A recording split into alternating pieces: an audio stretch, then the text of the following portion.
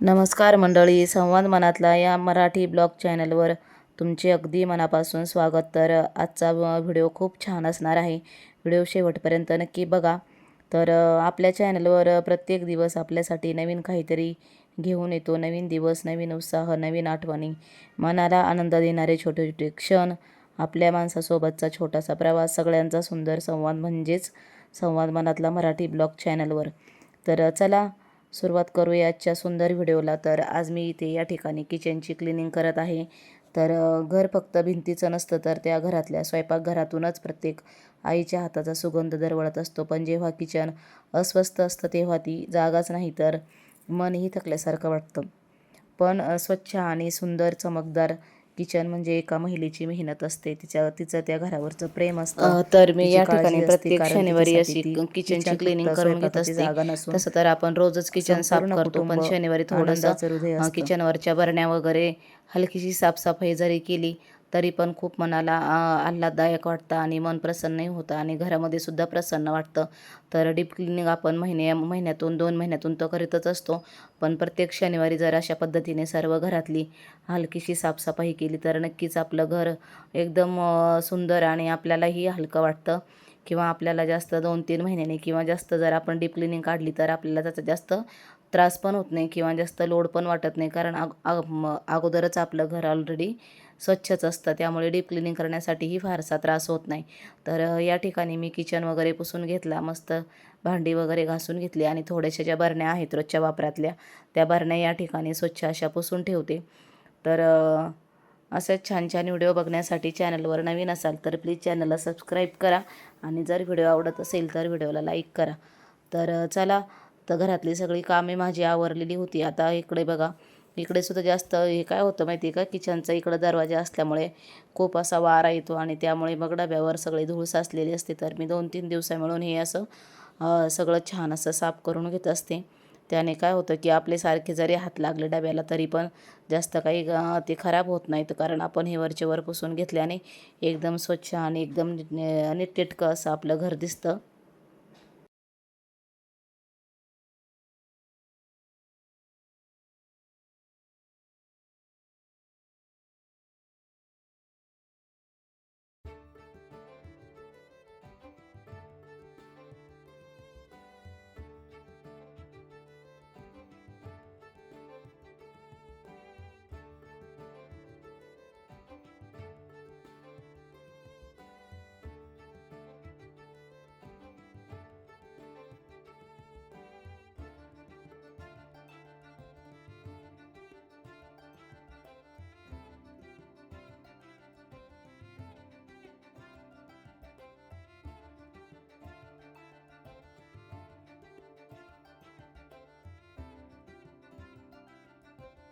तर किचन वगैरे एकदम स्वच्छ करून मी आता बेडमध्ये आलेले आहे. तर बेडमध्ये काही जास्त पसारा नसतो, पण हे छोट्याशा टेबलवर थोडासा पसारा असतो, तर हे मी आवरून घेते. बेड वगैरे टेबल वगैरे आवरून घेते. तर असं इथं रात्री वह्या वगैरे काही असतात, आपलं काही सामान ठेवलेलं असतं, तर अशा पद्धतीने एकदम छान आणि नीटनेटकं असं तर बेड आवरून घेते आणि मग एकदा सकाळ सकाळ काम आवरलं की दिवसभर मग घर एकदम फ्रेश वाटतं. तर बघा, सकाळचा स्वयंपाक वगैरे झालेला आहे. 8:30-9 वाजलेले आहेत आता. तर म्हटलं चला पटकन सगळी साफसफाई करून घेऊ आणि ही जर आपली ही याची आपल्याला ही जर अशी जर रोज सवय असली ना, तर घर आपलं एकदम स्वच्छ राहतं आणि आपल्याला कंटाळा पण येत नाही. तर आपण हे रोजच्या रोज केलं पाहिजे. तर किचन आणि बेड आवरून झाल्याच्यानंतर मी आता हॉलमध्ये आलेली आहे. तर हॉलमध्ये इथे बघू शकता असं टीव्हीचं छोटंसं टेबल आहे, त्यावर फ्लावर छोटे छोटे ट्रे ठेवलेले आहेत, तर त्यावर धूळ बसलेली असते. तर 1-2 दिवसा मिळून अशी आपण घरातली साफसफाई नक्कीच केली पाहिजे. तर त्यामुळे घरातही प्रसन्न वाटते. घरातली नकारात्मक ऊर्जा बाहेर जाऊन सकारात्मक ऊर्जा घरामध्ये येते आणि घर आपलं प्रसन्न आणि पॉझिटिव्ह वाटतं आणि आपल्यालाही काम करायला कंटाळा येत नाही. तर बघू शकता मी या ठिकाणी टीव्हीचा कवर टीव्हीवर टाकलेला होता, तर तो आता काढून घेतलेला आहे आणि त्याला छान असा आता उद्या धुवून पुन्हा त्यावर टाकणार आहे. तर त्याच्यावर पण सारखी धूळ बसत असते. तर चला पुढे व्हिडिओ कंटिन्यू करा. तर तुम्हाला आजचा व्हिडिओ कसा वाटला नक्की कमेंटमध्ये सांगा आणि चॅनलवर नवीन असाल तर प्लीज चॅनलला सबस्क्राईब करा. व्हिडिओ आवडत असेल तर व्हिडिओला लाईक करा.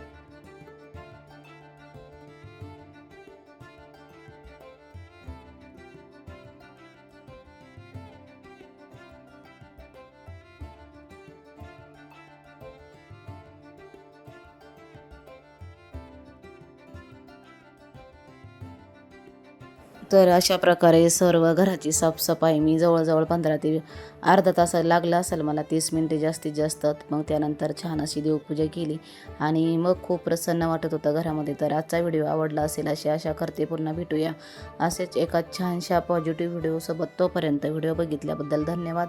असा चॅनलला सपोर्ट करत राहा आणि जर चॅनलवर नवीन असाल तर प्लीज चॅनलला सबस्क्राईब करा. व्हिडिओ आवडत असेल तर व्हिडिओला लाईक करा.